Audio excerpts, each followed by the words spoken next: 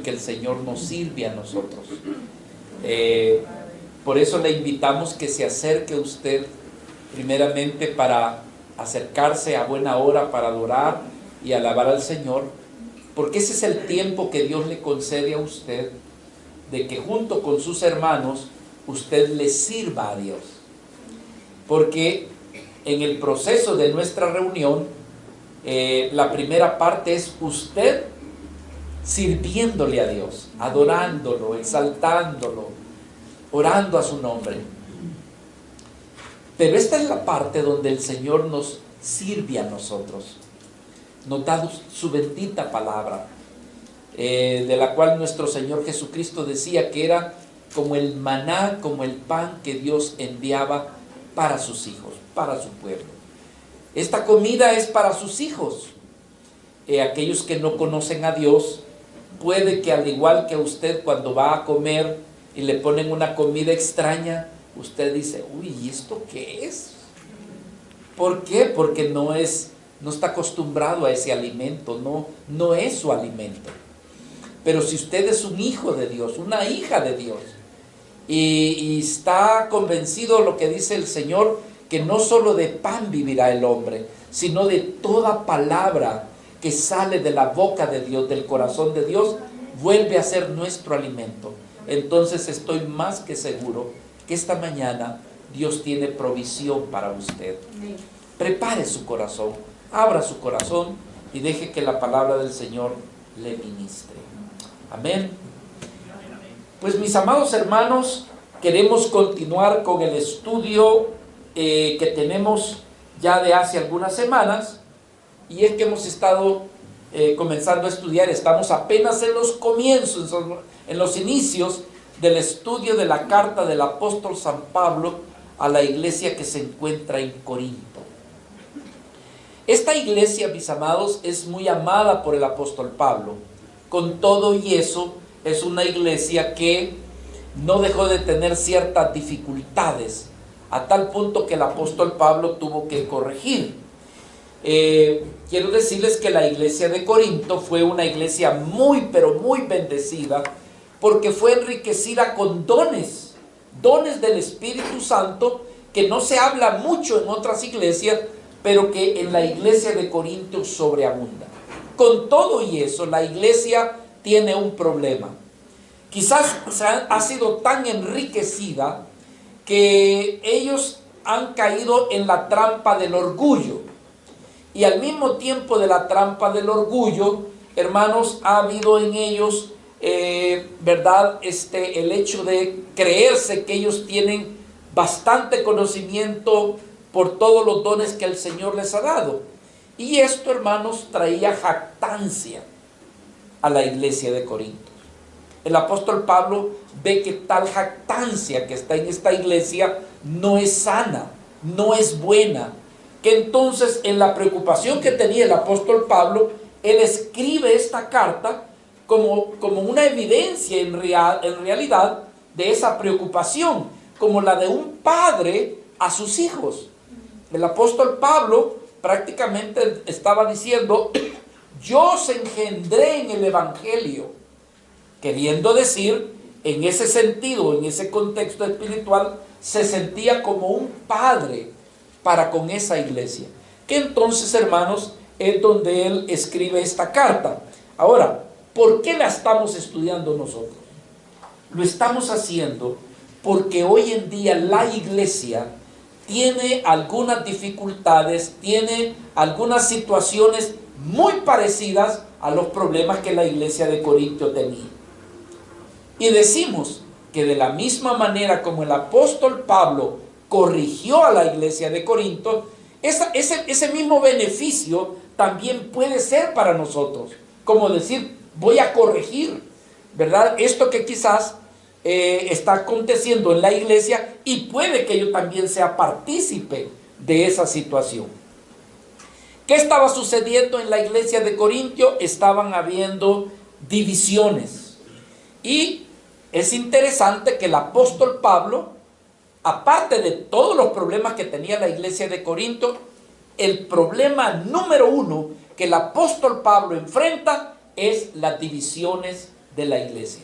Él pudo haber comenzado acerca de la mala celebración de la Santa Cena. Él pudo haber comenzado hablando de la mala utilización de los dones. Él pudo haber hablado acerca de la confusión de la venida de Cristo y otras cosas más que vamos a ver en el desarrollo de la carta. Pero Pablo enfrenta el problema más grave, las divisiones en la iglesia. Es el primer punto que él toca y le dedica, hermanos, 2 que 3 capítulos se lo dedica a ellos. Entonces pregunta, ¿qué divisiones pueden haber entre nosotros? Empecemos, vamos a hablar por aspectos naturales de nuestra vida cotidiana. ¿Qué tal en nuestros trabajos? ¿Ha visto usted división en sus trabajos? ¿Con sus compañeros de trabajo? No sé si usted ha visto que hay veces no se lleva usted bien con su jefe, con algún compañero, con el contador, con la secretaria, ¿qué puedo decirles? Que hay veces, hay trabajadores que dicen, si esta persona no estuviera aquí en esta oficina, esto sería un paraíso. Pero solamente porque esté ese jefe, o ese supervisor, o ese compañero, y entonces, hermanos, no hay cosa más terrible que estar trabajando todo un día y no tener armonía, porque ahí es como alguien que está allí y como que es la piedrita en el zapato. Pueden haber también otro tipo de divisiones, hablando de nuestras amistades. Muchas veces nosotros en el transcurso de nuestra vida hemos ganado amistades que apreciamos, que amamos, y de repente por una, y disculpe la palabra que voy a usar, por una tonterita, por una mala conversación, por una pequeña diferencia, nos distanciamos de amistades que eran de gran valor, de gran aprecio. Y ahora, hermanos, ¿qué es lo que sucede? Nuestra amistad se dividió, se desquebrajó y nos estamos perdiendo de una relación bonita y preciosa que Dios pudo habernos bendecido. ¿Qué otra manera pueden haber divisiones? ¿Qué tal en la familia? ¿Qué tal cuando los padres no se llevan bien con los hijos? ¿Qué tal cuando los hermanos, los que son hijos, no se llevan bien entre hermano y hermana? O muchas veces con primos, con tíos, qué sé yo, hermanos. Pero en la familia hay veces que yo conozco familias muy numerosas, pero muy divididas. ¿Ve? Entonces, puede también darse y acontecer las divisiones en la familia. Pero la pregunta es, ¿y en la iglesia? No, en la iglesia no, hermanos. Y que en la iglesia estamos unidos con Jesús. Y ahí no pasa nada. Hermanos, muchas veces, como bien dijo mi esposa, podemos estar juntos, pero no unidos. Estamos aquí juntos, reunidos todos, bien ordenados, sentaditos, pero puede que, como cada uno de nosotros tiene su personalidad y tiene su carácter y tiene sus distintos enfoques de ver la vida, que entonces eso marque una diferencia. ¿Qué sucedía en la iglesia de Corinto? La iglesia de Corinto estaba dividida porque dentro de la iglesia la congregación tenía líderes preferentes. Y ya por eso el apóstol Pablo reconocía que se estaban comportando como niños espirituales. ¿Por qué razón? Porque se estaban peleando los líderes. Algunos decían, bueno, ya lo vimos, pero solamente estoy refrescando, que decía, unos decían, yo soy de Pablo, es decir, me identifico con Pablo. Otros decían, yo soy de Pedro. Otros decían, no, el mejor de los pastores es Apolos, porque ya vieron cómo predica, con qué elocuencia. Ese sí tiene el espíritu. Y otros decían, bueno, yo soy de Cristo. Entonces, dentro de la iglesia habían divisiones. Usted se preguntará, hermano José Antonio, ¿qué tipo de divisiones pueden haber entre nosotros? Varias, hermanos, meditando. Por ejemplo, pueden haber diferencias de liderazgo. Poder decir, no, es que el líder que estuvo antes del hermano José Antonio, ese sí era un buen pastor. Y entonces hay gente que se queda con esa nostalgia. le voy a contar algo. Ojalá que esto no lo vean mis amados hermanos en la República Dominicana. Aquí tuvimos un pastor, hermanos, que yo puedo decir fue un hermano ejemplar. Un pastor que estuvo antes que su servidor. El hermano Tomás Martínez. Un buen pastor, y lo sigue siendo hasta el día de hoy. Lo único que él está entre los suyos. Él es dominicano. Y él estuvo aquí 2 años. 2 años. Y por razones de que tenía que continuar pastoreando la iglesia dominicana, él se regresó. Y entonces ya él aquí, hermanos, había ganado en el Señor varias vidas a las cuales él estaba pastoreando. Y resulta, hermanos, que por la necesidad del hermano, él se regresa a República Dominicana. ¿Y a quién mandan para acá usted? Al hermano José Antonio. Pastor no conocido. Y entonces, hermano, viene tan, vengo yo acá, hermano. No, hermano, si ni siquiera le había dado la mano a uno cuando ya se habían ido varios. Y la congregación se quedó la mitad. Y la otra mitad se fue. En eso hay divisiones. Cuando las vidas, en lugar de ver la palabra de Dios, en lugar de ver a Cristo, entonces, hermanos, han puesto los ojos en carne y sangre, en hombres. Y entonces, hermanos, no tienen conciencia de lo que significa una iglesia, de que somos miembros del cuerpo de Cristo. Entonces puede suceder esto también en nuestras congregaciones. Otro tipo de divisiones es el estilo de predicación. Un hermano, Dios le dio la gracia de predicar de esa forma. No todos vamos a predicar iguales, hermano. No todos somos el mismo retrato. Cada quien Dios le dio su peculiaridad. Santiago no predicaba igual que Pedro.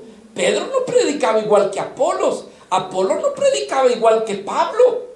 Pero la iglesia debería de madurar al comprender que nosotros estamos por Cristo, no por carne ni sangre. Estamos por la bendita palabra de nuestro Señor. Así que venga quien venga y váyase quien se vaya, nosotros somos llamados a permanecer en Cristo Jesús, nuestro Señor. Entonces pueden causar divisiones el tipo de música. Había una hermana, que ya no está aquí con nosotros, que ella decía que las alabanzas en el cielo iban a ser tipo bolero. Es decir, que a ella le gustaba la música de bolero. Y entonces había música, en esa época había música cristiana con ritmo de bolero con letra cristiana. Entonces ella decía, en el cielo así tiene que ser la alabanza. Váyase usted al norte y entonces le van a cantar rancheras cristianas. Váyase usted a Dominicana y allá le van a cantar salsa cristiana. Y así por el estilo, hermanos.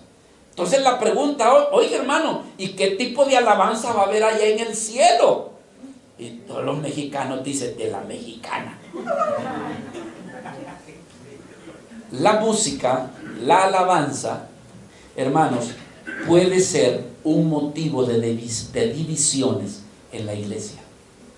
Es que en esta iglesia no se cantan las canciones que a mí me gustan. Es que aquí no se cantan las que yo siempre he cantado. Y eso, hermano, es falta de madurez. Porque usted debe de entender de que cada iglesia Dios le ha dotado de determinada manera de adorar y de alabar al Señor. Y entonces somos llamados a comprender aquello. ¿Ve? Eso se llamaría madurez, entendimiento. ¿Qué otra cosa puede dividirnos? Alguna interpretación de doctrina. Por ejemplo, como la iglesia de Corintio estaba dividido con que unos aceptaban las lenguas, otros no las aceptaban. Otros no había nada de profecía. Pablo decía, lo que más deseo es que profeticen. Entonces, en ese tipo de cosas habían divisiones. Hoy, ¿qué sucede con nosotros? Que probablemente, hermanos, nosotros hemos aprendido determinada interpretación, una observación, y poder, con mucho respeto, decir, engancharnos en aquello y hacer de esto una división, por no comprender. ¿Qué más? El tipo de servicio. De repente un hermano está sirviendo y entonces se le queda viendo al otro hermano y mira que su servicio no es igual al que él está presentando, que él es más diligente, que él lo hace con más ahínco, que él lo hace con santidad. El otro no, el otro lo hace todo descuidado, lo deja medio hecho, no lo hace tan bien como yo lo hago. Cositas como esas, hermano, pueden traer divisiones dentro de la iglesia. Aunado a esto, las distintas denominaciones. Las distintas denominaciones nos ha venido a fragmentar, nos ha venido a dividir y no logramos discernir. En fin, hermanos, el apóstol Pablo con gran sabiduría ofrecía la solución a las divisiones. Y en esta mañana, si el Dios me da de su gracia, quiero compartir, hermanos, una vez más, cuál es el remedio para las divisiones. Ya lo estuvimos viendo. Primer remedio para las divisiones es la cruz de Cristo y su evangelio. ¿Qué estaba pretendiendo el apóstol Pablo cuando estaba diciendo: yo vine a predicar a Cristo y a este crucificado? Porque yo no me propuse predicar sino la cruz de Cristo. ¿Qué estaba queriendo decir el apóstol Pablo? Todo el beneficio que tiene el evangelio está, hermanos, centralizado en el sacrificio de nuestro amado Señor Jesucristo en la cruz. La cruz nos habla del beneficio del evangelio. Y entonces la iglesia, Pablo le estaba diciendo a la iglesia, para esas divisiones que ustedes tienen, que uno anda diciendo que es de Pablo, que otro es de Cefas, que otro es de Apolos y que otros son de Cristo, para ese tipo de divisiones, el remedio es el evangelio de la cruz de Cristo. Cuando tú comprendes que ni Pedro, ni Pablo, ni Apolos murió por ustedes, sino que el único que murió por ustedes es Cristo, se les va a quitar ese tipo de divisiones, ese tipo de preferencias, porque van a ubicar que Jesucristo es el centro para sus vidas. Y que viven para Cristo y que deben de existir para Cristo. Entonces el apóstol Pablo presenta como la respuesta para la división es: deja de estar poniendo los ojos en cosas que dividen y mejor pon tus ojos en aquella persona que murió por ti en la cruz del Calvario, Jesucristo. La segunda medicina es la que vamos a ver hoy. Y no es Pepto-Bismol. La segunda medicina que el apóstol Pablo les va a hablar, les habla tocante al problema del orgullo. ¿Cuántos orgullosos hay aquí, hermanos? Qué bueno que no estoy yo solito, porque yo decía, solo yo soy orgulloso, Señor. No, hermanos, todos los que estamos aquí somos orgullosos, en menor, mayor grado, pero hemos sido afectados por el pecado. El pecado nos ha hecho orgullosos. ¿Por qué cree usted que se destruyen las familias? ¿Por qué se destruyen los matrimonios? ¿Por qué hay problemas en los negocios, en las inversiones? ¿Por qué hay problemas en la comunidad, en la colonia? ¿Sabe por qué hay problemas? Si no es por el orgullo, por el egoísmo. Que entonces, hermano, el apóstol Pablo, en el capítulo 1, parte del capítulo 2 y parte del capítulo 3, habla acerca de este problema que tenemos todos. Repito, unos más, otros menos. Y es el orgullo. Así que, hermanos, van a disculpar mi breve introducción, ¿verdad? Porque hoy sí vamos a ir al texto del cual vamos a hablar, si Dios me lo permite y si me permite terminarlo. Por favor, acompáñenme a 1 Corintios capítulo 1, versículos 26 y 31. Yo le llamaría esto la segunda parte, la segunda medicina para las divisiones. Y esto le puede servir a usted en su trabajo, con su familia, con sus amigos, con quien usted se relacione. Esto que vamos a ver en esta mañana va a ser útil también, sobre todo, a la iglesia del Señor. 1 Corintios, por favor. capítulo 1, versículo 26. Pues mirad, hermanos, vuestra vocación, que no sois muchos sabios según la carne, ni muchos poderosos, ni tampoco muchos nobles. No está diciendo que no hay ninguno, no, está diciendo no muchos de ustedes, como que dice la mayoría de ustedes no lo son. Sino, versículo 27, que lo necio del mundo escogió Dios para avergonzar a los sabios, y lo débil del mundo escogió Dios para avergonzar a lo fuerte, y lo vil del mundo y lo menospreciado escogió Dios, y lo que no es, para deshacer lo que es, a fin de que nadie se jacte en su presencia.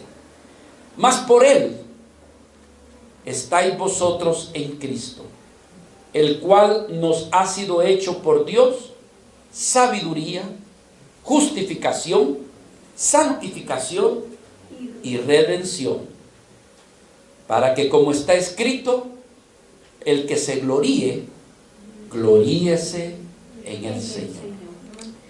Padre amado, permítenos una vez más invocar tu nombre y pedirte en esta mañana tu ayuda, para que tu palabra, Señor, no caiga en pedregal ni en espinos, ni tampoco tu palabra no caiga en tierra endurecida, sino que tu palabra caiga en buena tierra y que pueda producir el fruto que tú esperas. Bendícenos, te lo pedimos, en el nombre de Jesús nuestro Señor. Amén y amén. ¿Cuál es la enseñanza para esta mañana? Hermano, está en relación con algo que Dios ha tratado con su pueblo, con su iglesia, y seguirá tratando, y es su orgullo. Hay veces que nosotros nos creemos de cosas o muchas veces, hermano, no nos damos cuenta que tenemos cosas en nuestro interior que hace que nosotros nos sintamos relajados o que nos sintamos incluso orgullosos, pero que tal manera de comportarnos o de ser o de pensar no deja de afectar en cuanto a lo que es la unidad, sea en el trabajo, sea con la familia, y ya no se diga en la iglesia. Por ejemplo, alguien en el trabajo puede tratar mal al empleado que le abre la puerta, al que hace la limpieza, solamente porque usted es el licenciado furufufú, ¿verdad? Usted ha estudiado, ha recibido cursos de Harvard, ¿verdad? Y aquel pobre pues ni a primaria ha llegado, ¿no? Y entonces usted entra y ni siquiera buenos días le dice. Entonces, pero en la iglesia puede suceder algo, que nos podemos creer de algo y no nos estamos dando cuenta que por creernos ese algo que tenemos, no tratamos, hermano, con el mismo afecto a todos los demás hermanos.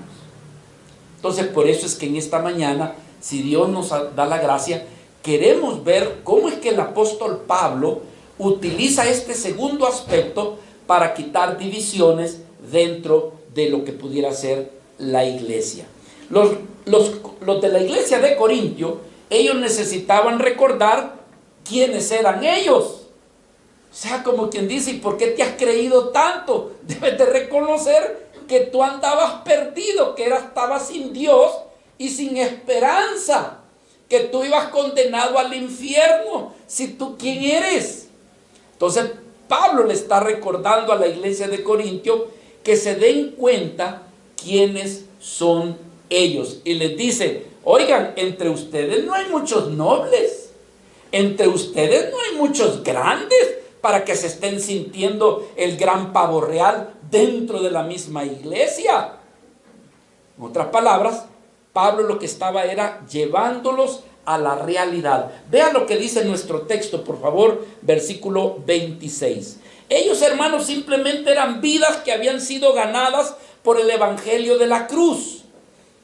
Fíjese, dice: porque lo insensato de Dios, bueno, versículo 26, Pues mirad, hermanos, vuestra vocación, que ¿qué dice? Que no soy muchos sabios según la carne, ni muchos poderosos, ni muchos nobles, no dice, sino que ha hecho Dios entre ustedes, sino que lo necio del mundo escogió Dios. Y aquí vamos a ver algo interesante, Dios escogiendo, pero eso dejémoslo para más despuesito. Hermano, hoy en día algo que todos nosotros debemos de cuidar es que si somos de la iglesia del Señor, si somos creyentes, debemos de cuidar la actitud del orgullo. Porque gracias a Dios que usted me levantó la mano cuando yo pregunté cuántos orgullosos habemos aquí. Hermanos, no es ninguna broma, es algo que nosotros debemos de estar conscientes. Y por eso es que nosotros debemos de tener el conocimiento y pensar en nuestro interior, ¿verdad? Porque es que muchas veces somos como somos. Puede que nuestros logros, lo que hemos logrado, que otros no han obtenido, pero que yo sí lo he obtenido, eso me haga sentirme que yo soy superior a los demás. O que yo pueda proclamar y ser pretencioso en decir que yo he logrado esto, yo he andado por aquí, yo soy esto, pero todo para impresionar a los demás.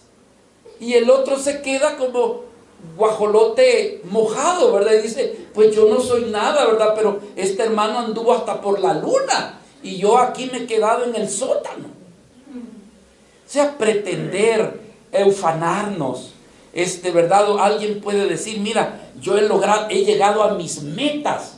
¿Y tú?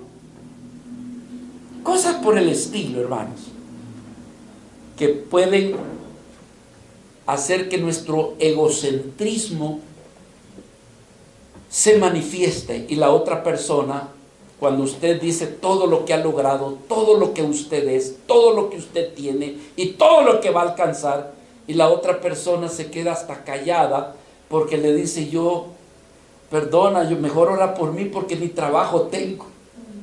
¿Comprende, hermanos? Pero alguien que es prudente y tiene sabiduría, va a medir lo que va a decir, va a tener tacto, va a tener cuidado de que las palabras que broten de su corazón no sea para mostrar su egocentrismo, que ese yo, ¿verdad?, se satisfaga diciendo yo he logrado esto. Hermanos, el orgullo tiene que ver mucho con esa voluntad propia que dice, yo no necesito depender de nadie, para eso me he preparado, para eso he estudiado, yo he alcanzado mis metas. Pero todo eso puede traer en nuestra conversación o en nuestra relación dentro de la iglesia, pueden producir divisiones. Este tipo de actitudes, hermanos, el querer mostrar, el querer lucir, el querer decir, y sobre todo a quién se lo decimos, es lo que puede traer divisiones. ¿Cuál es la solución? Para Pablo decía, debes de decir como dijo el apóstol Pablo en Gálatas, con Cristo estoy juntamente crucificado. Este yo que se quiere jactar ante mi hermano, este yo que se quiere promocionar, este yo que se quiere dar a reconocer, está crucificado. Mire, chito, porque calladito se mira más bonito. Entonces se calla, hermano. No se luce, ese es su yo, ese es su ego. No, hermanos, pasa desapercibido, sin que nadie le aplauda. ¿Por qué dijo? Voy a estar... Es que miren, hermano, ya Proverbios lo dijo bien claro. Que toda vida que luce sus logros, lo que va a producir en las demás personas es incomodidad. Proverbios lo dice claro. Entonces, no, hermanos, ¿qué es lo contrario a eso? Conducirnos con humildad, conducirnos con sencillez delante de los demás, ¿verdad? ¿Qué es lo que dijo el apóstol Pablo? Filipenses capítulo 2, versículo 3. Nada hagáis por contienda, deja de lucirte, deja de impresionar. Nada hagáis por contienda, ¿o por qué decía Pablo? O para lucirte, pues. o para que te diga, tú has alcanzado, wow. Y yo aquí que a puras penas. No, hermano. Dice, nada hagáis por contienda o por vanagloria. Antes bien, ¿cómo? Con humildad, estimando a cada uno, a los demás, como a superiores a él mismo. Así que Pablo, hermanos, aquí les está diciendo a la iglesia, ustedes se han inflado mucho. Ustedes solamente porque han recibido la cantidad de dones del Espíritu Santo, ustedes profetizan, ustedes hablan en lenguas, ustedes, ¡cuántos dones no tienen ustedes! ¡Qué bárbaros! Pero eso ha venido a producir divisiones. Le voy a contar algo que no se lo voy a decir a nadie. Estaban un día en una convención ministerial.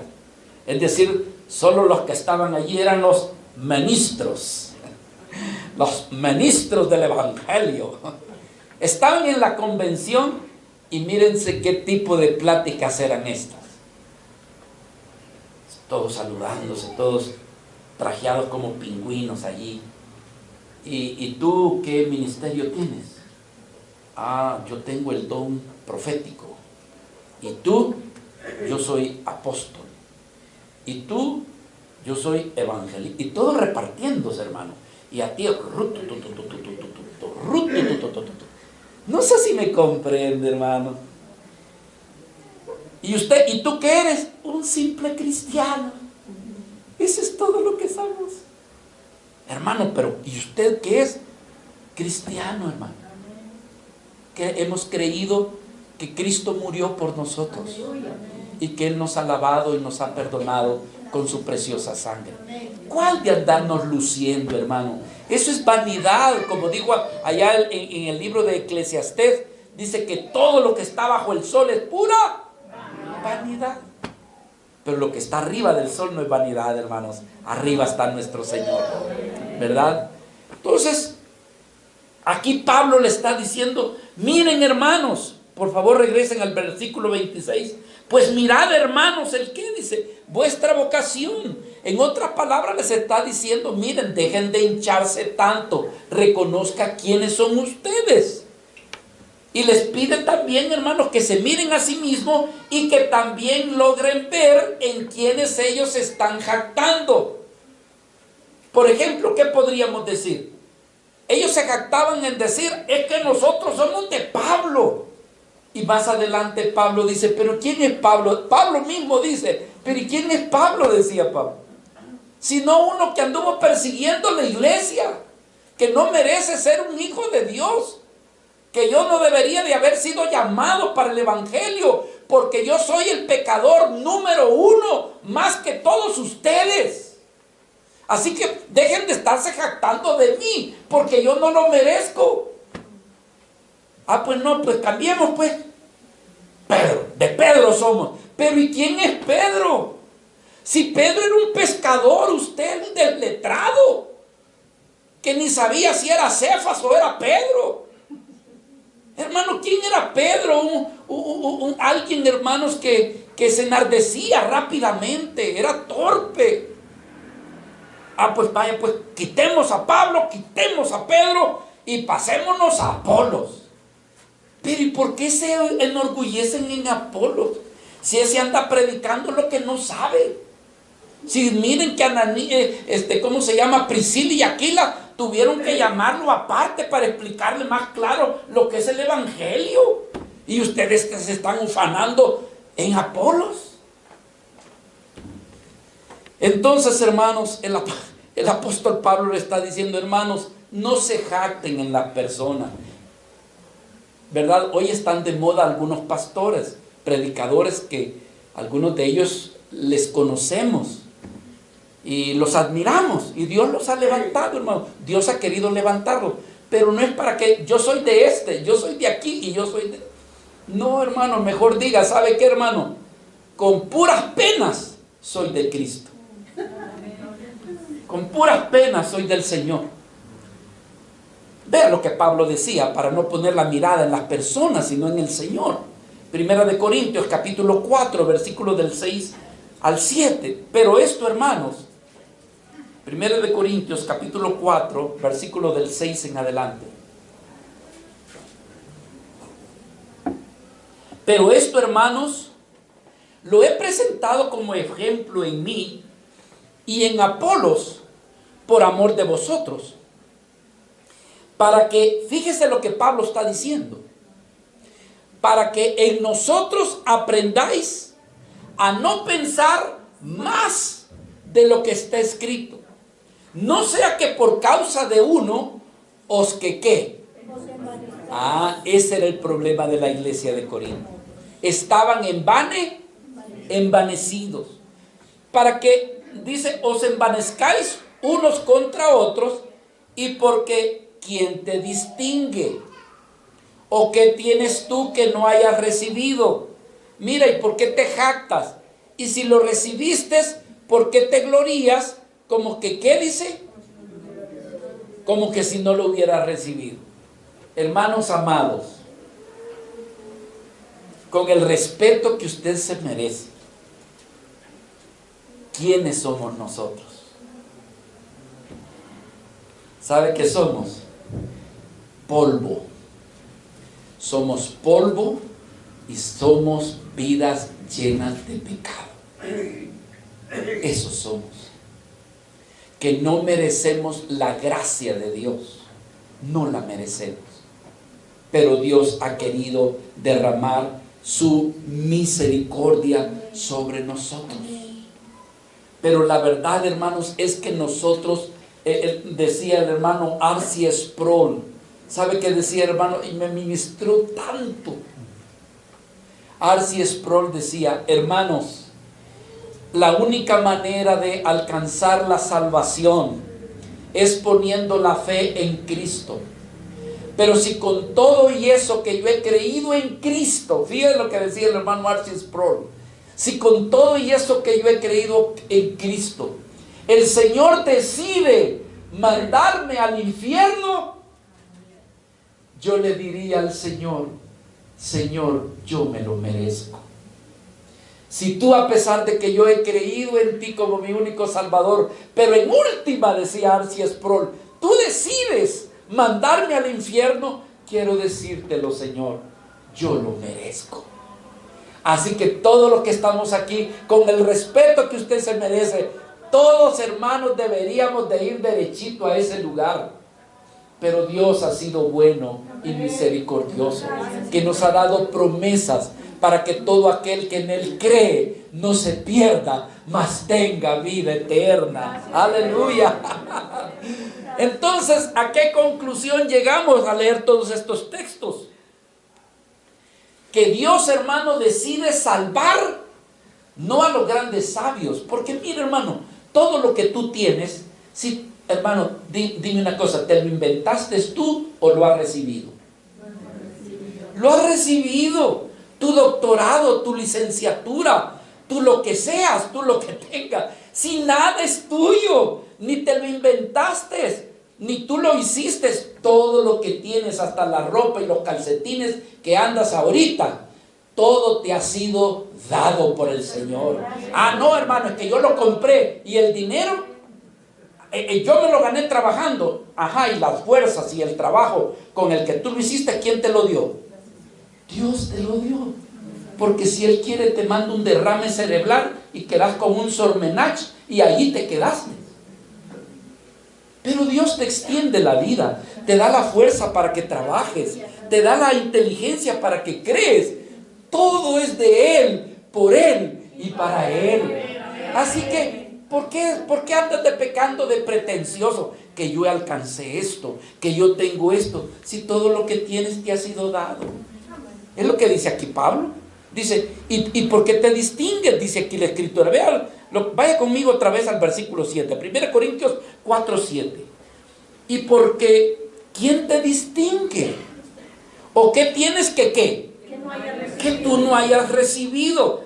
Vaya pues, y si lo recibiste, ¿por qué te estás vanagloriando como que si tú no lo hubieras recibido y que fuiste tú el que lo hizo. Todo lo que tienes lo has recibido. Por favor, ten un corazón humilde delante de Dios y dile: mi Señor, todo lo que tengo en realidad es tuyo. Amén. Tú me lo has dado. Entonces el apóstol Pablo está diciéndoles: ustedes no tienen por qué estarse jactando. No hay motivo, no hay razón. Porque nada de lo que ustedes tienen es de ustedes. ¿Quién es Pablo? ¿Quién es Apolos? ¿Quién es Pedro? Simplemente servidores, criados. Y cuando Pablo usa la palabra en el griego servidores, usa la palabra doulos en el griego, que significa esclavo. Eso somos. No hay razón para que nosotros jactarnos. Entonces Pablo está diciendo que el Señor no va a tomar de la sabiduría del hombre para que se jacte y diga que por tener tanta sabiduría incluso va a alcanzar la salvación. Dios menosprecia eso.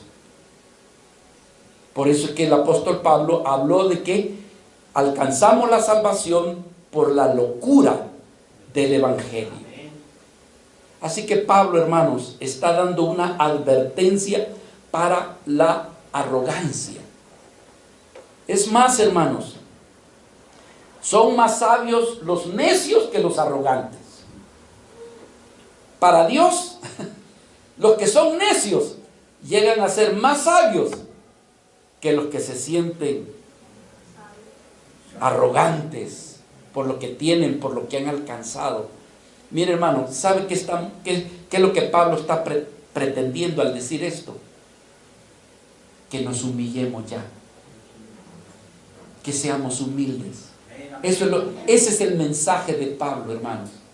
No te creas la gran cosa. Debes de aprender a ser humilde. Y cuando usted tiene una actitud de humildad, hermano, ¿sabe qué? No van a haber divisiones en la iglesia. Porque se va a topar un humilde con otro humilde. ¿Y este qué le va a pretender al otro? ¿Y este otro qué le va a pretender al otro? Mejor hermano, qué lindo verte, hermano. Aleluya. Qué bendición. ¿Cómo has estado? No, pues es que anduve por Cozumel. Yo allá, en Ferrari, ¿cómo no? En ferry.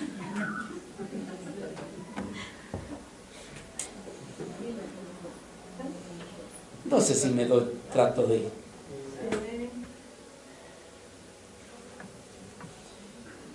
Vea lo que dice Proverbios, capítulo 26, versículo 12. Dios, hermanos, a los necios hay más esperanza para ellos que para los arrogantes.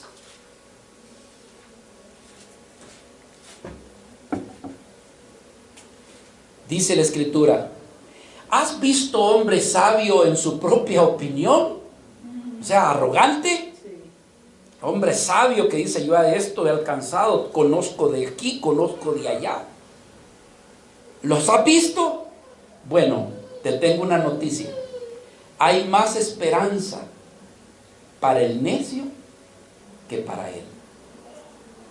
Porque el que es arrogante, hermanos, su arrogancia no le permite ser humilde y declarar que es un necesitado. Alguien que es necesitado, al ser una vida necesitada, hermano, y reconocer su necesidad, está catalogado entre aquellos que son humildes. Hermano, ¿quiénes son los humildes? Mire, hermano, los humildes no vaya a pensar, ¿verdad?, que son esas vidas que están vestidas con harapientos y que cuando le hablan a ustedes, Dios le bendiga, mi hermano, varón de Dios. No es aquella persona, hermano, que con la cara toda lavada y camina. Ay, qué humilde es esa persona. Y mire dónde vive, es en una casa de cartón, en la colonia Cartolandia. Es entonces, qué humilde. Yo le digo una cosa, hermano, hay gente viviendo en Cartolandia con más orgullo como usted no lo tiene idea. Y yo he conocido gente muy adinerada con un corazón muy humilde. Mi esposa, ya ella ya sabe de quién estoy hablando. Un hombre adinerado, con 3 títulos universitarios. Hermanos, que usted lo vería en la iglesia y usted no lo reconocería. Conduciéndose con mucha humildad. Y yo he visto otros que ni tienen dónde caer, pero se sienten, hermano, la gran panacea. Y aquí Pablo está diciendo, pero oye, le dice a la iglesia de Corintio, ¿por qué te sientes así, hombre? Bájate de la luna. Si tú eres otro pecador, alguien que ha cometido faltas y que el Señor ha tenido misericordia. Entonces la Escritura dice, hermanos, que el Señor llama y escoge lo que no es. ¿Y sabe por qué lo hace? Para avergonzar a aquellos que se creen que sí lo son. Vea, por favor, acompáñenme una vez más aquí el versículo 27 y 28. Fíjese, desde el 26. Pues mirad, hermanos, vuestra vocación, que no sois muchos sabios según la carne, ni muchos poderosos, ni muchos. Ahora aquí viene el escogimiento. Versículo 27. Sino que lo necio del mundo, ¿qué hizo Dios? Óigame, ¿sabe qué significa escoger, hermano? Mire, hay veces que usted pone los frijolitos y dice, bueno, voy a escoger lo que no sirve y voy a dejar lo que sirve. ¿Qué es escoger? Escoger es que dice, yo voy a escoger a este. Lo voy a seleccionar. ¿Para qué? Para que esté conmigo. Pero alguien le diría, pero si eso no sirve. Sí, pero yo lo estoy escogiendo y yo lo quiero para mí. ¿Y tú quién me vas a decir por qué lo escojo a él? Tú por el gran creidazo, porque te sientes autosuficiente, porque has alcanzado tantas cosas, a ti te dejo por allí, pero yo quiero escoger a este. ¿Pero quién es este? Un necio, versículo 27, sino que lo necio del mundo escogió Dios. Es decir, que Dios escoge, hermano, para avergonzar a quienes. Y lo débil del mundo también lo escogió Dios para avergonzar a lo fuerte. Versículo 28. Y lo vil del mundo y lo menospreciado escogió Dios, y lo que no es, para deshacer lo que es. Aleluya. Aquel que se sienta inútil en esta mañana, aquel que diga, Señor, yo no valgo nada, pero escógeme. Dios te escoge. ¿Por qué, hermano? Porque Dios escoge lo que no es para avergonzar lo que es. Bienaventurado aquel que dice, Señor, yo soy un pobre pecador, pero necesito de tu gracia. Esos alcanzarán la gracia. ¿Quiénes? Los que se sienten necesitados de Dios. Alguien puede decir, Señor, yo reconozco mi necesidad de ti. Yo soy un gran orgulloso, Señor. Yo soy vanidoso. Yo me jacto.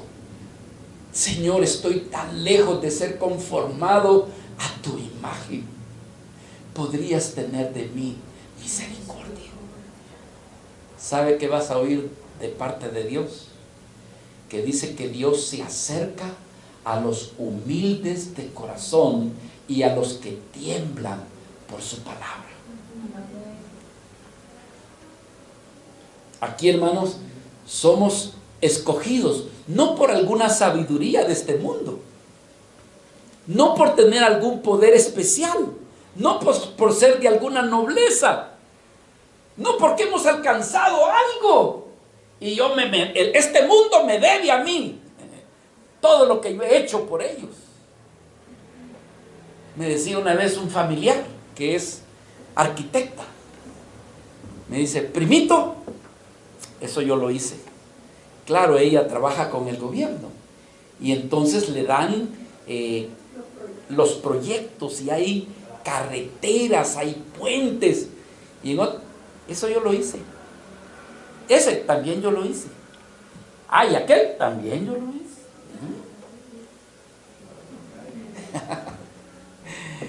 Ajá, ¿y quién te pagó? ¿Y quién te dio? Todo viene de Dios, hermano.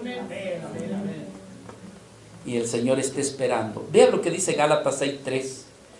Porque el que se cree ser algo, y Pablo está diciendo, es que no somos nada. Quiero decirle que esto no le gusta a la carne, no le gusta oír que somos polvo, que somos pecadores. No le gusta, hermano. Yo escuché una vez a un hermano, me dice, ¿y dónde queda todo el sacrificio que yo he hecho? Pues me dice, ¿y dónde queda Y yo en ese momento no tenía cómo expresarle. Pero hoy si me lo pregunta, yo le diría, hermano, todo lo que usted ha hecho, Dios se lo concedió. Dios se lo dio. Nada es nuestro, nada es suyo. Dice Pablo, porque el que se cree, Gálatas 6:3, porque el que se cree ser algo, no siendo nada, tiene un problema. Asimismo se engaña. Entonces, ¿qué es lo que escogió Dios? Entonces aquí vemos la elección que Dios hace. Él es el que llama, Él es quien salva, Él es quien escoge. La palabra exclesato en el griego, la palabra es escogió. Y la salvación, mis hermanos, le tengo una noticia. La salvación no es algo que tú escoges. La salvación es algo exclusivo que Dios te lo dio. Tú no te salvas por ti mismo. La salvación viene del Señor. Es algo que el hombre no lo puede lograr. Y entonces para obtener la salvación, la iniciativa la ha tomado Dios. Si tú en esta mañana me dices, por gracia de Dios soy salvo, eso no fue por iniciativa tuya. Esa iniciativa le plujo a Dios que naciera en su corazón para brindártela. Eres salvo no porque tienes títulos o porque te has portado tan bien que Dios estaba en deuda contigo y por eso te salvó. No, hermano. Esto dice que ha sido un escogimiento de Dios. Dios escoge. Y lo más interesante, que dice la Escritura que Dios escoge a lo débil y lo hace para avergonzar a lo fuerte. Dios escoge lo vil y lo menospreciado, también para avergonzar a aquellos que, hermanos, se sienten que son merecedores de ser ellos escogidos. Un día, hace años ya, cuando apenas estaba comenzando mi humilde ministerio, yo compartí una palabra en una reunión, era una vigilia. Necesitamos hacer una vigilia, hermanos. Era una vigilia y estaba muy concurrida esa vigilia. Y entonces, no me acuerdo si yo fui el segundo o el tercero que compartió la palabra, pero yo compartí un mensaje que decía, hermano, Dios solamente vino por los necesitados. Dios solamente vino por los necesitados. Y así terminamos. Bueno, yo no sé ya, pero ¿por qué le estoy diciendo eso? Porque terminando mi participación, pues dijeron, vamos a tomar un cafecito, unos tamalitos, y yo me fui a lavarme las manos. Y la anfitriona me siguió. ¿Me puede usted aclarar eso, hermano? ¿El qué, hermano? ¿Cómo que solamente los necesitados van a ser salvos? Y le dije yo, es que así es, hermano. Quiere decir de que si alguien no tiene una necesidad y haya levantado la mano y haya aceptado a Cristo, esa vida, aunque no tenga necesidad, no va a ser salvo. Así es, hermano. Porque solamente los humildes y los necesitados entrarán en el reino de los cielos. Ya se imagina un orgulloso entrando al reino de los cielos, hermano. ¡Ja, ja! ¡Aquí vengo yo! Pedro, mucho gusto, Pedro. ¿Qué tal? Te gané, las llaves no las necesité. Yo entré yo solito. ¿Se imagina un orgulloso entrando en el reino de los cielos, hermano? Si en el cielo no entra ni uno, un solo pecado no entra en el cielo, hermanos.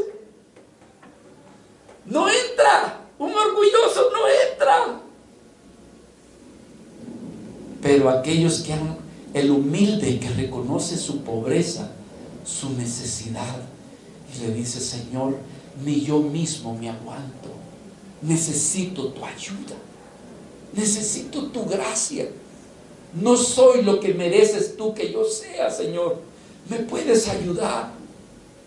¿Y sabe qué dice Dios? Que a los humildes Él se acerca, pero a los altivos dice que los mira de lejos. Así que, hermano, bajémonos de donde estamos, si es que estamos en algún lugar. Bajémonos de nuestro pedestal, hermanos, y digámosle a nuestro Padre: Padre, yo te necesito. Perdona mi soberbia, perdona mi jactancia, perdona mi orgullo, y hazme ser humilde como tú lo eres.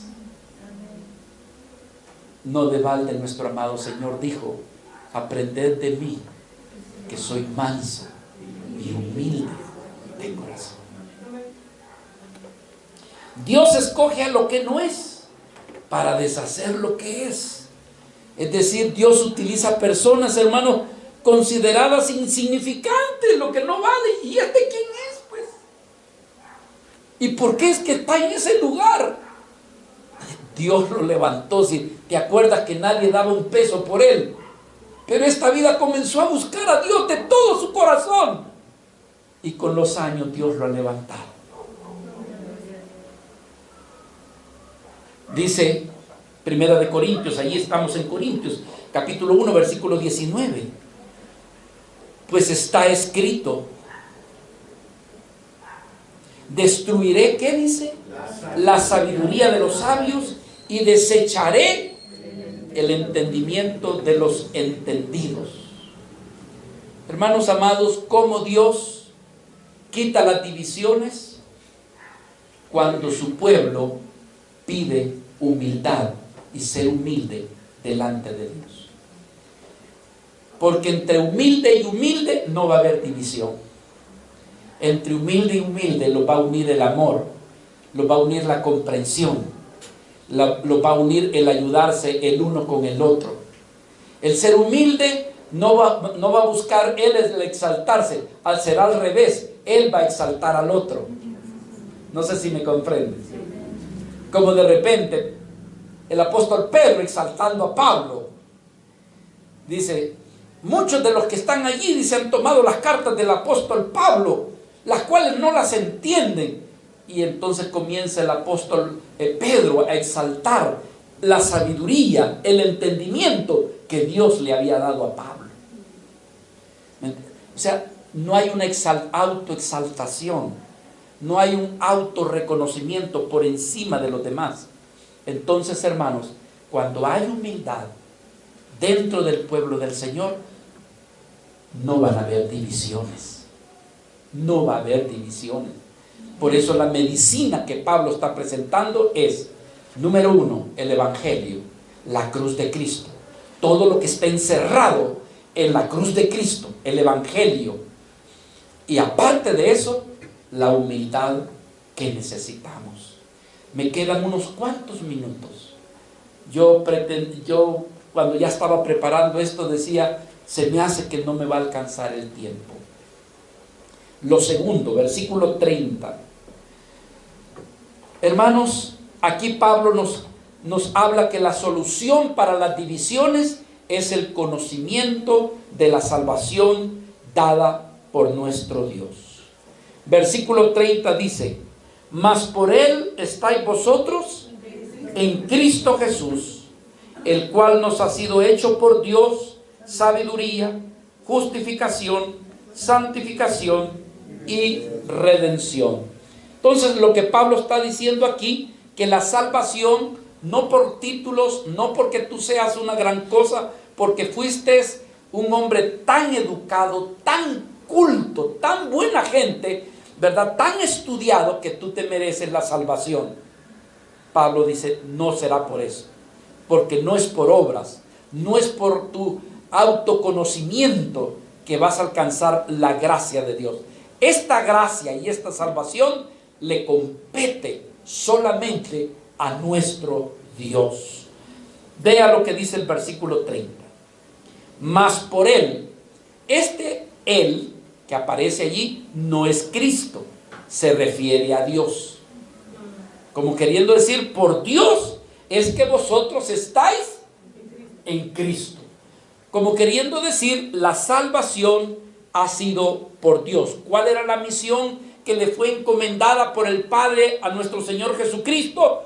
El salvar a aquellos que habrían de poner su fe en Él. El que pudiese confesar su necesidad, el que reconociera que estaba perdido, el que reconociera que iba directo al infierno. Esa vida que se decía, Señor, yo estoy lejos de ti, estoy viviendo una vida abandonada sin tu conocimiento, pero cree en Jesucristo, le reconoce a Él como su Salvador.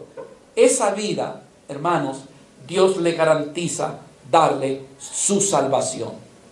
Ahora, hay dos aspectos bien importantes que están intrínsecos. Los teólogos se han discutido esto. Si la salvación solamente viene por reconocer a Jesucristo como el Salvador y no como el Señor, o hay que reconocerlo como el Salvador y al mismo tiempo como el Señor. Hay un libro por allí del hermano John MacArthur, yo lo leí hace tiempo, no todo, pero muy buena parte del libro, donde se llama El Quinto Evangelio de nuestro Señor Jesucristo.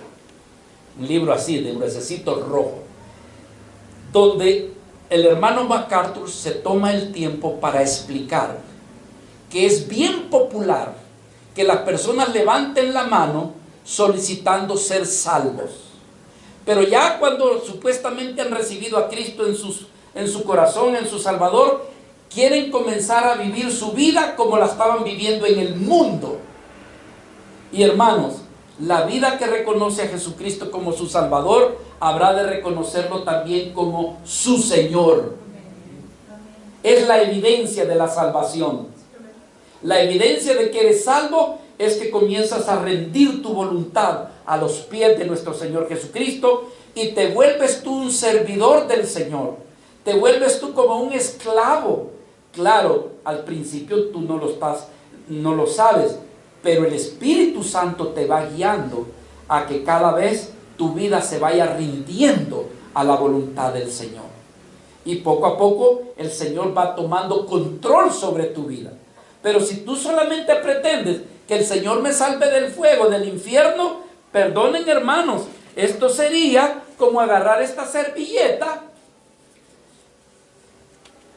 Muchas gracias por la servilleta. No sé si me doy a comprender que solamente Jesús ya me salvó, ya voy al cielo, ya no voy al infierno. Gracias, Señor. A ver, ¿hasta cuándo te vuelvo a ver de nuevo, ¿Cómo? Tú me has recibido como tu Salvador. ¿No sabes acaso que también soy tu Señor? Y de eso se trata el libro del hermano John MacArthur. Yo quiero, porque ya no me alcanzó el tiempo, quiero llevarle a Romanos capítulo 10, versículo 9. La confesión está aunado al rendimiento. Tú no has recibido a Cristo como tu Salvador. ¿Quieres salvar tu alma de la condenación? ¿Quieres que Jesucristo te salve? Entonces abre tu corazón y recíbele como tu Salvador. Pero tengo una noticia, también debes de reconocerlo como tu Señor.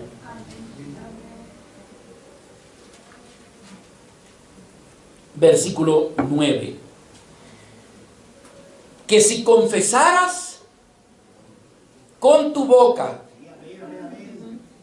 que Jesús es el Señor y creyeres en tu corazón que Dios le levantó de los muertos, entonces serás salvo. No, pastor, yo me quedo solamente con que sea mi Salvador. Eso de mi Señor es que yo paso tan ocupado usted. Mira, tengo tantas cosas que hacer que no me queda lugar para orar, no me queda lugar para leer la Biblia, no me queda lugar para ir a la iglesia, no me queda lugar para servir al Señor. Así que mejor nos quedamos con que yo lo recibo como mi Salvador y ya. ¿Qué le parece? Díselo al Señor. ¿Cómo quieres usarme sola? Me estás usando para salvarte y no quieres reconocer que yo soy tu Señor. Quiero decirte que Jesucristo es el Rey de Reyes y el Señor de Señores. Y Él desea no solamente que sea tu Salvador, sino que también sea tu Señor. Entonces, ¿cómo se arreglan las divisiones? Haciendo a un lado el orgullo y reconociendo la salvación que viene del Señor. ¿Para qué sirve todo esto? Para que no exista ninguna jactancia en tu vida. Versículo 29. A fin de que nadie, ¿qué dice allí, hermanos? A fin de que nadie se jacte en su presencia, que pueda decir, yo estoy aquí porque he sido un buen hombre, una buena mujer. La verdad es que solamente recibir a Cristo me faltaba, porque yo ya me merecía el cielo por tan buena gente que yo he sido. Y dice, no es así. Hermanos, todos los que vayamos a llegar, si llegamos a la presencia del Señor, no vamos a tener nada de qué jactarnos, para que toda la gloria y todo el reconocimiento le sean dados a nuestro Señor Jesucristo. Pongámonos de pie, hermanos. Vamos a quedar hasta aquí y terminamos esta misma parte más adelante con el favor del Señor.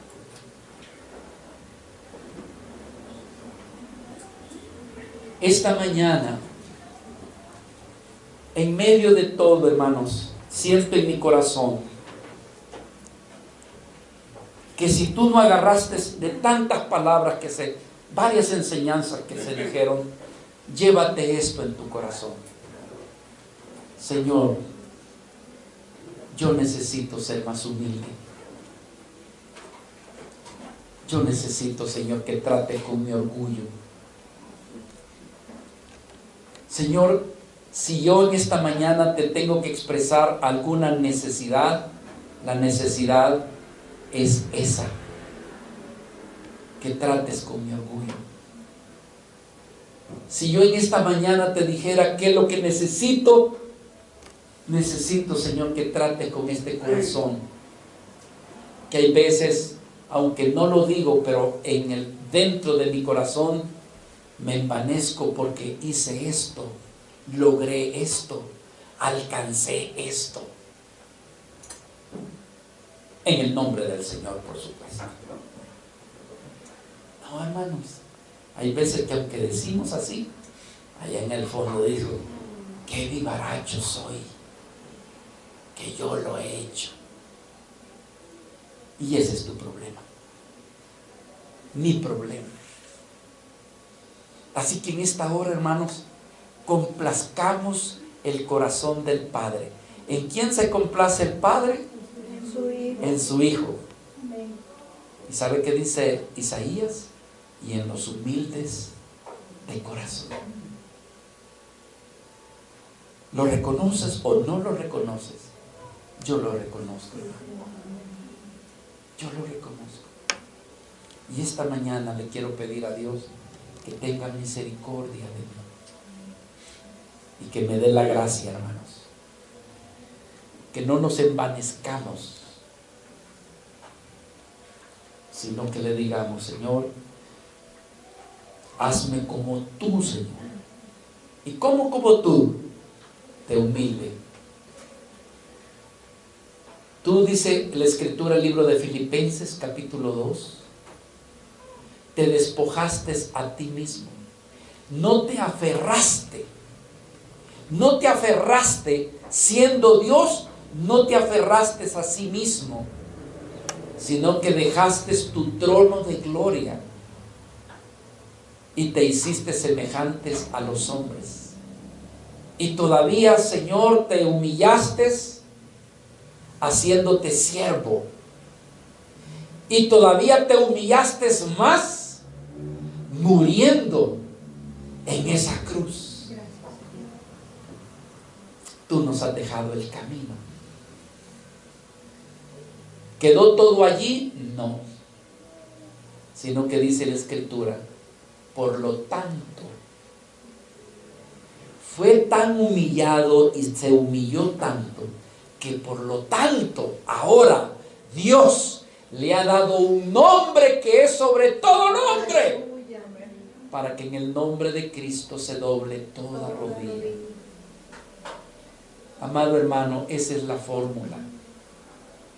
La fórmula primero es que vengas delante de tu Señor y dile: Señor, enséñame a ser humilde, a humillarme delante de ti, reconociendo que lo que tengo, que lo que soy, que lo que he logrado no tiene comparación, porque todo tú nos lo has dado, Señor. Nada es nuestro. Padre, en el nombre de Jesús,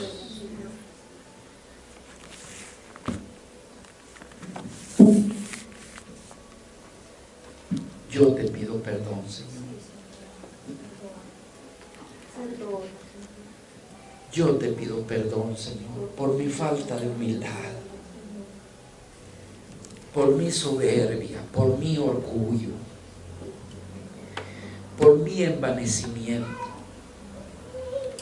por la dureza de mi corazón, Señor.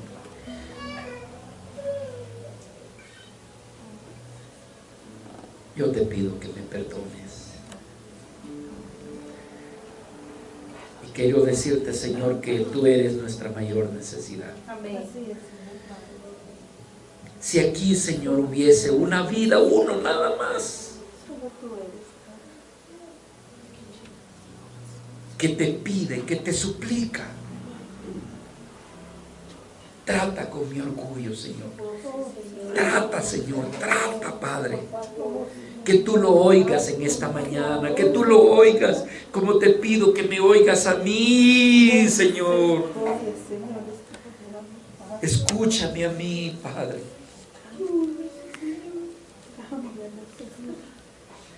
Señor, en el nombre de Jesús, quita de nosotros toda soberbia, toda altanería.